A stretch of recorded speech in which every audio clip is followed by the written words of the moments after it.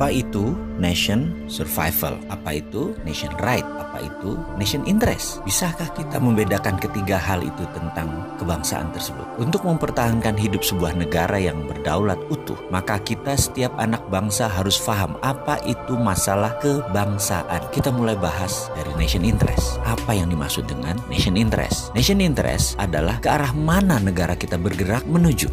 Sebentar, kita ini jangan-jangan ditanya nation itu apa, state itu apa, atau dalam bahasa Indonesia bangsa itu apa, negara itu apa, nggak ngerti ngebedainnya. Betul ya? Masih bingung? Kita bahas lebih dalam. Bangsa Indonesia itu jadi lebih dulu dari negara Indonesia. Bangsa Indonesia itu jadi terlebih dahulu ketika Sumpah Pemuda tahun 1928 dengan mengatakan berbangsa satu, bangsa Indonesia. Maka sejak saat itu jadilah bangsa Indonesia. Sementara negaranya, negara Indonesia baru jadi setelah 17 Agustus 1945.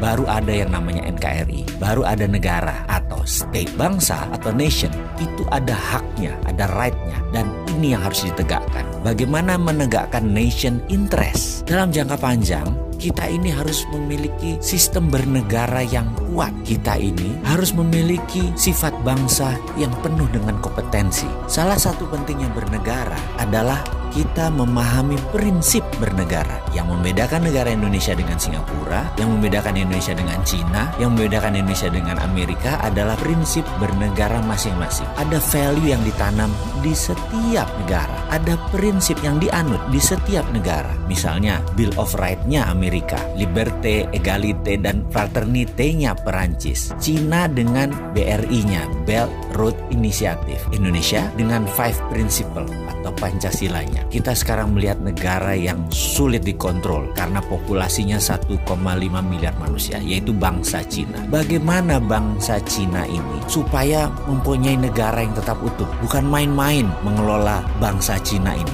Negara Cina sangat serius mengurusi bangsa Cina. Juga demikian dengan Amerika. Ada 380 juta bangsa Amerika yang terdiri dari multi ras. Bukan suku loh, ras dan etnik. Ada 100 kali. Amerika adalah negara imigran. Indonesia rasnya sedikit. Ada Melanesia, Polinesia, dan Melayu. Jadi suku bangsanya kita banyak. Dan yang unik adalah 89% beragama Muslim. Sehingga Indonesia bisa dikatakan dengan 267 juta jiwa, 89%-nya adalah Muslim. Indonesia adalah negara Muslim terbesar di dunia. Jadi bagaimana membuat negara kita ini utuh terus sampai akhir zaman? Saya teringat sebuah sesi dikala saya masih aktif di sebuah lembaga negara urusan pertahanan. Kami diperlihatkan, ditontonkan film dokumenter yang sangat menarik. Film ini adalah bagaimana Cina membangun doktrin bernegara masuk ke bawah sadar anak-anak bangsa Cina. Diperlihatkan melalui kamera CCTV di video tersebut di sebuah tempat penitipan anak. Karena kala itu banyak sekali suami istri yang bekerja di Cina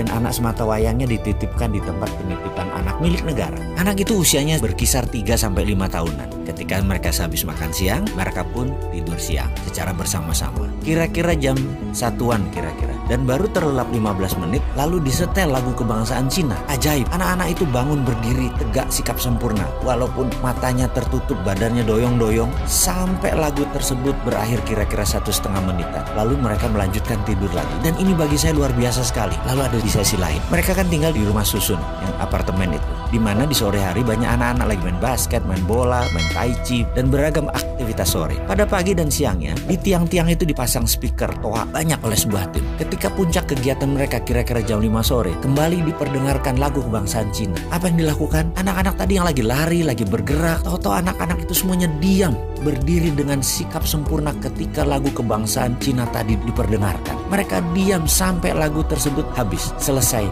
dinyanyikan. Dan mereka hanya diam saja di posisi masing-masing. Kalau lagi ke timur yang hadap timur, lagi barat yang hadap ke barat gitu ya. Dan ketika lagu selesai, mereka berhamburan kembali beraktivitas. Jadi apa yang kita bisa ambil dari pelajaran bernegara Cina kali ini? Ada baiknya ke depan lagu Indonesia Raya yang dinyanyikan adalah stansa 2 atau 3 stansa sekaligus. Lalu setiap anak bangsa mendengar lagu Indonesia Raya dinyanyikan, berdiri sikap sempurna, tidak goyang, tegak gagah sampai lagu itu selesai. Inilah strategi survival of the nation. Keberlangsungan kehidupan berbangsa dan bernegara adalah perjuangan jangka panjang. Membentuk karakter ini kita harus membangun dengan semangat yang gigih militan, yaitu diawali dengan sikap sempurna mendengarkan lagu Indonesia Raya.